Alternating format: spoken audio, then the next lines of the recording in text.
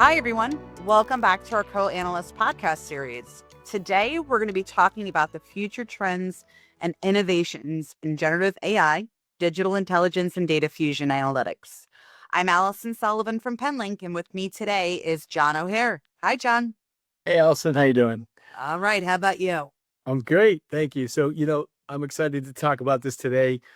I'm by no means an expert in this field, but I do try to keep my finger on the pulse of some of the advancements. And, as you know, we talk a lot here at Penlink about how we can incorporate these current and what we expect to be future advancements to into make it a better system here for everyone to utilize in the intelligence space, whether it be healthcare, fraud, targeting, counterterrorism, human trafficking, on and on and on. Any type of investigation, how this can help. So we really, you got to know, because literally it changes minute to minute. It's so crazy. Yeah, it really is. Generative AI or Gen AI, as some say, it's evolving so quickly. And I think that we can really start to expect even more significant advancements. I think recent trend is the ability to create real AI generated content that is just the quality and the realism of it is just mind blowing. More sophisticated text generation, highly realistic media, synthetic media, enhanced conversational AI systems that can really understand and respond with greater nuances and just make it more personal. Yeah, no, it's so true. And this is the way that we're going. This is the way of the world. We're adapting and changing into this environment. It's almost like it was waiting for us to show up, because it's so incredible. As you talked about media generation, it's so realistic nowadays, right? Even just creating your own 30-second movie, you can really do that pretty easily if you understand how generative AI works for this stuff. But we also talk about how generative AI works with other AI technologies, reinforcement learning. Where it's going right now is pretty incredible with the reasoning capabilities. So it's actually reasoning through problems instead of answering problems. So it's not just results based upon data. It's becoming very powerful because it has that ability now to make decisions and reason through why it came up with the conclusion, which is incredible because it actually allows us as investigators to understand. And if we understand it, we can verify and vet it, which is the most important piece when you know this, creating an intelligence product. You have to verify, vet, and review. It's not something, and up until then, it's just information. We're trying to turn this into intelligence. Right. And, with all of this, one thing that we really have to note and be cognizant of, and again, coming from our backgrounds, is just really the ethic and the governance of it all.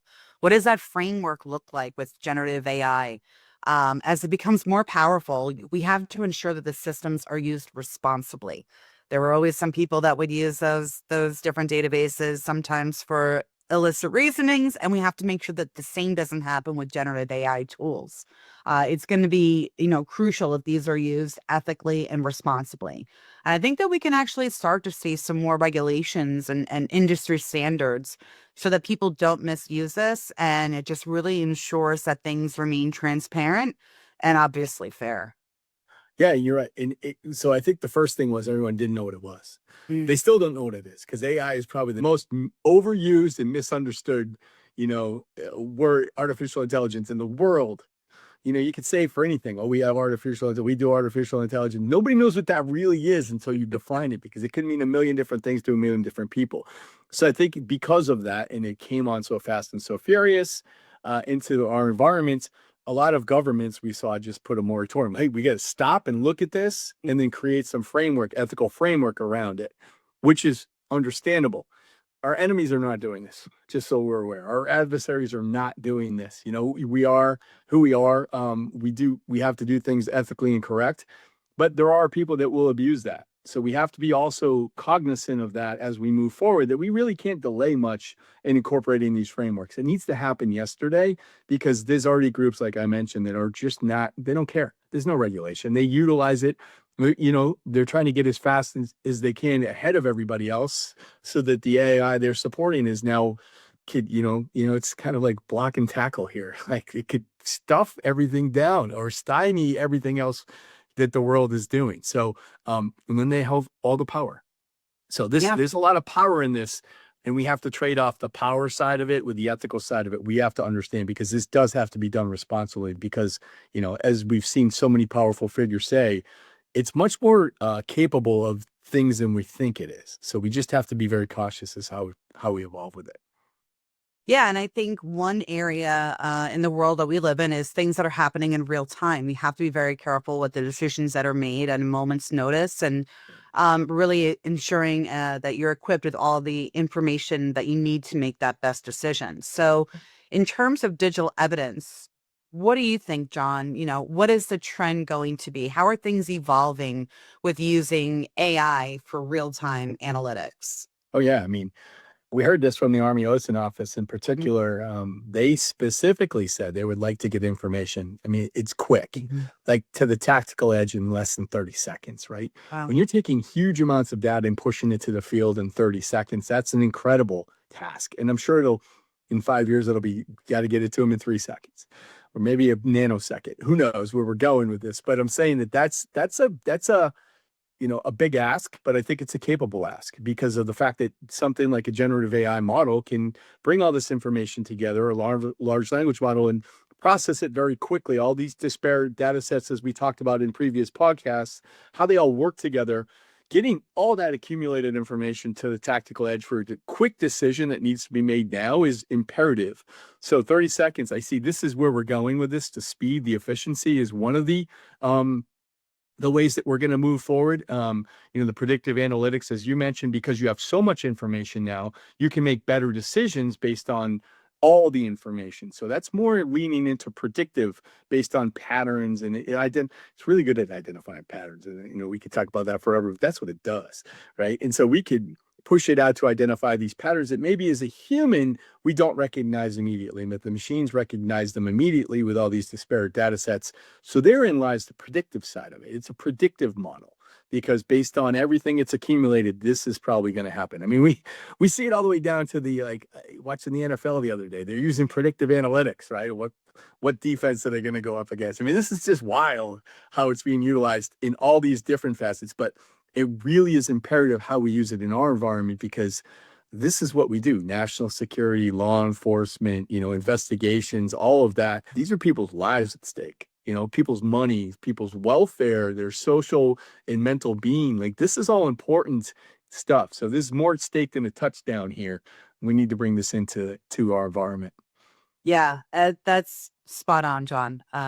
Just to see that it's being used in the NFL and the athletic worlds is crazy because, we are working every day. It's just that's not the world that we think of. And sometimes we get stuck in this bubble, but knowing that AI can be used to enhance and really support predictive analytics is huge because manually we look at things from a historical perspective to then use to possibly predict the future trends or make it more educated guess of things that are going to happen, trends, behaviors, things like that. So using, more leveraging machine learning algorithms along with the AI, really is going to be able to help us kind of see a little bit more into financial forecasting. It can really even be used for things as supply chain optimization, things such as weather, looking at historical data and moving forward. It's really going to be able to take all these different data sets, or it does take all these different data sets historically, to then make that really educated prediction by using AI and the generative tools. Yeah, and it can also help you decipher problems. I read a lot of the Malcolm Gladwell's books. Revenge of the Tipping Point Outliers. I just finished, and talks a bit about small area variance and how that you can understand environments like specifically like let's go to an example of just why some people rejected a specific vaccine and others took it and they were in the town over. Right? It really is Mm. much more intricate than we can sometimes fathom as humans to understand that because we're looking at human nature. And what the large language models and the generative AI is looking at is it's not discounting human nature, but that's just one part of what it's bringing in. There's no like tip of the nose decision making here. It's looking like around itself. We're looking straight down, it's looking around. So it brings in all this information, really helps you understand things like small area variance and how they really do have a real effect in the real world. And that just doesn't apply to vaccines. That applies to everything, ideology. When you're dealing in the counterterrorism in space and understanding insurgency and how it spreads and how you can interdict. And I mean, this is really national security when you get down to it. And it's really cool how it can incorporate all these disciplines into that environment.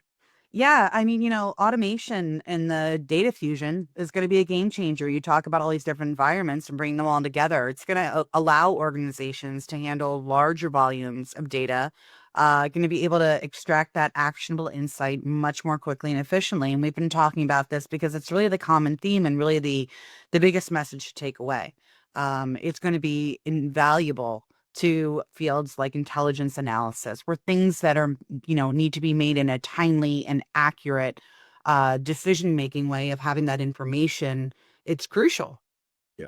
No, it's 100% true. And the way that AI is going, it's getting more personalized, Mm. right? You utilizing like I use recommendation prompts when I utilize CoAnalyst in our system. I ask it, hey, this is what I'm looking for. Here's my prompt. You know, give me a couple recommendations for better prompts and I'll decide which one to use. Like you can literally work like that. It gives you advice and then you decide to take it or don't take it if you like yours better, or try all of them and see which one gives you the result you like. And then you have more trust in the system. I think you really need to play inside Gen AI to understand how it works and how you can also get a benefit from it. It's not just asking questions, it's asking questions about how to ask a question too. That's important. So those personalized recommendations are incredible. It can decipher information for you that may be a little bit above your head, right? If you're a specific type of analyst or investigator and maybe that's not your realm of expertise, you can the AI can learn that about you, and also you can ask those questions about, hey, how do I make this more decipherable to me? Like somebody working a cryptocurrency model doesn't maybe understand appeal chain or mixers or how they incorporate it into that environment. Hey, that's what Gen AI is for. Bring it in and see how not only what it is, but how it works in the environment specifically you're looking at. So to give you some recommendations on how to work within your own investigations. Really crazy. Really cool though. It is. And, I've got a smile on my face because I'm reflecting on my team members and conversations that we've had about using co-analysts. And it's true. The way that the team members speak to co-analyst or rather type to co-analyst, it really does respond to the way that you're talking to it. And it really, you learn with that relationship how to get those better outcomes and how to get those more efficient outcomes. And it's just really, really mind blowing that this machine learning is, evolving right in front of you with your relationship with the co-analyst. Yeah, I mean, and then you start to bring in things like edge computing, right? Which Mhm. we've seen, let's go to other environments like video analysis. We saw that at the edge with camera analytics installed at the edge for quicker processing to understand what you're looking at, depending on how you're conducting your video investigation. Now, that's no longer just a video or other environments. This is in everything environment. So you can edge compute utilizing generative AI, can make decisions at the edge based upon the information it knows or it has. And as we get into reasoning, it could get way bigger than that. I mean, just think specifically about the FPV drones that we're seeing utilized now in warfare and battlefields and how they can become so much smarter at the edge and literally decide not to strike a target and move to another one. I mean, that's the scary side of it. But this is where it's going. Also, how do you harness all that type of environment for good? Like, how do you bring that incorporate that into your specific environment, how it works? You don't rely on centralized services anymore. You don't have a hub or a cloud where all this information comes from. It's actually being computed like it's turning these machines sentient in a way into making decisions based on the information they're gathering in real time at the edge instead of relying to come back to a hub, mix all that information up, decide, and then go back. It's right there and done. That's what we talked about when we, in the beginning, talked about getting that information to the tactical edge. That can happen in all types of environments. And when I say tactical edge, I'm not applying it just to military and police. It goes to every environment you work with. Yeah, it does. And it's going to be particularly valuable to applications like autonomous vehicles, smart cities, IoT devices, and, Yeah. you know, Edge AI is also going to enhance privacy and security. It's going to keep sensitive data closer to its source. And, the approach really, it reduces the risk of the data breaches or data leaks and ensures that data is processed in a much more compliant way with local regulations. It's going to allow for more robust and resilient AI systems that really can operate independently of those central servers that you spoke about. Yeah, I mean, and there is a collision course here too, and it's not there yet, but it's going to be there at some point in maybe in our lifetime, probably before, sooner than we think, because everything's happening sooner than we think now with quantum computing, edge computing, incorporating Gen AI, and that rapid decision making faster than anything we could ever imagine.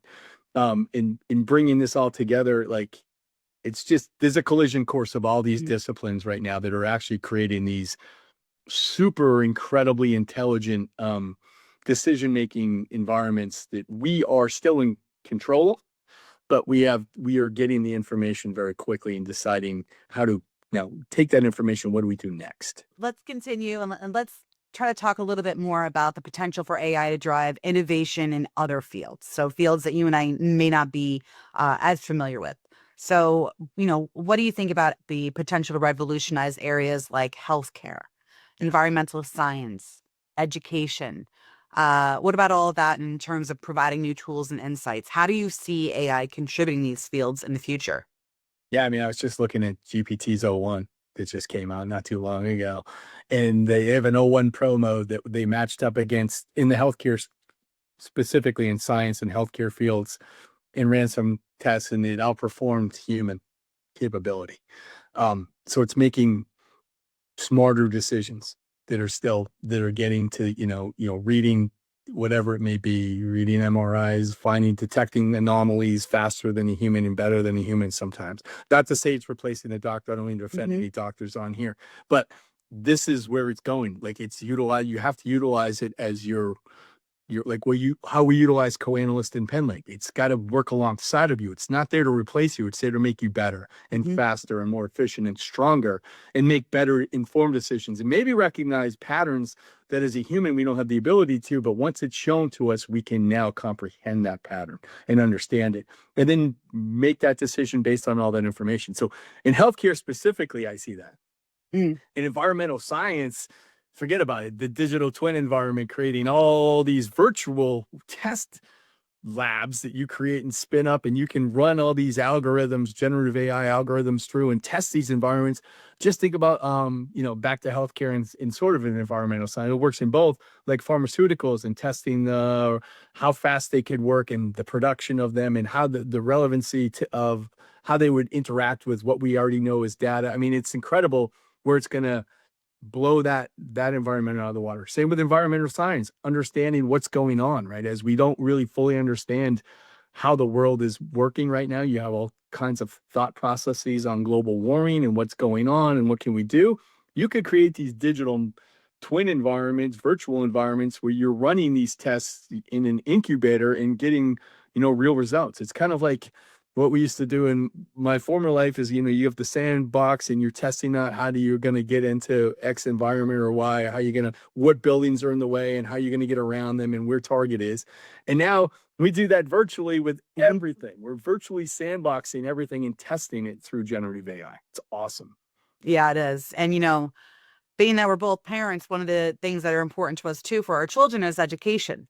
And Yeah. even using AI in that space is something that I never really would have thought of, but it does. It can. It helps the learning experience. It's using AI can personalize that. It can provide the real-time feedback. It can identify areas where students need more help, areas where students are excelling at it, and what are the common themes or what are the missing pieces on one side or the other. Analyzing all that student performance data and using AI to kind of help you get to more of that efficient and effective data, it can really tailor the educational content to individual learning styles and needs, not only for the student, but even the way that the teacher or class instructors really relay that information. It's going to enhance the effectiveness of the teaching and learning experiences that our children are going through. Yeah, I mean, just think about COVID, right? When we had to push them all into digital, like virtual learning environments, and it became just kind of a mess because we were building the airplane as we flew it. Now we've already built the airplane. We kind of understand what was good and what was really bad about that environment and how to change it. But what it does is there's no longer one size fits all with education. It tailors it because we all learn differently. I think that train of thought that you sit at the desk and the podium instructor is standing at the top and talking works for a very small percentage of people. Let's be honest, right? It never really worked for me very well. That's why I had to take the path I took initially out of school. So this is one of those things where I think generative AI can recognize how people learn. Like we talked about how it personalizes with the analysts, but it personalizes with the students, and it can teach them in a way that they can absorb. Because we all, like I said, some visual, some audible, auditory, some are other different types of learners. Some have other things going. We're not the same. We're all a little different. So this is why it's so incredible where you can really tailor. Like a good friend of mine told me years ago, he was a former director of the DIA. And I was trying to create a curriculum, and he's like, John, podium teaching's dead. Stop with podium teaching. And I have to agree with him. And at first I was resistant because I liked being up there, but he's right. He was right. This is how we have it works for a very small percentage of people. We have to tailor that experience so it's absorbed and understood. Absolutely. The future of generative AI and where it's going, it's really, really promising. And to be able to think about it, applying itself to all of these different verticals and all these different fields is just, and it's crazy. Again, the worlds that we each live in or operate in daily, you don't think about some of those others like that education system or weather predictions or changes that are coming up. And, the advancements in the real-time analytics, the predictive capabilities, data fusion that you talked about, the edge computing that you talked about, all these, interdisciplinary applications, it's allowing AI to basically transform various industries and really improve our understanding of these complex systems, and really taking all that information and getting all those key data sets and data points and really moving forward in the most efficient and best way possible. Yeah, no, and this is why we talked about in the very beginning. You gotta have your finger on the pulse all the Mhm. time. Like it's rapidly evolving and changing. And that's what we do here at Penlink. And that's why our co-analyst product, I think, is so good because we really are paying attention.